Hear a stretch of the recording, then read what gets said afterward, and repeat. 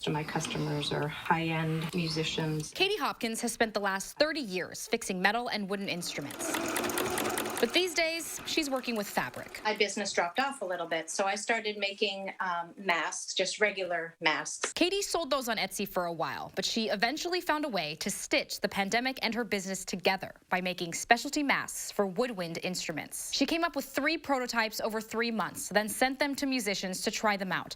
She finally developed a solid product and has sold more than 400 to universities around the country. It has an extra hole in the side, which is where you put the flute head joint, and that allows the player to play and have their air be contained, because the problem with the flute is when you blow, a lot of your air goes into the room. For brass players, It has a slit in the front where the mouthpiece can go, and then a hole in the back where the mouthpiece can go up against the lips. and for woodwinds. It's just kind of a regular mask, but it has a chin strap that's adjustable, and this part is adjustable as well, so you can kind of fit the mouthpiece up underneath it when you play. A lot of her musician friends told Katy when the pandemic first started they were just cutting holes into regular masks, which didn't protect anyone. But now that she's found a safe way for musicians around the country to perform through the pandemic, It's made it much easier for them to function in public, in a public rehearsal situation, and feel safer. in Stoughton, I'm Jamie Perez. Yeah, who would have known a year ago that I'd be making these masks?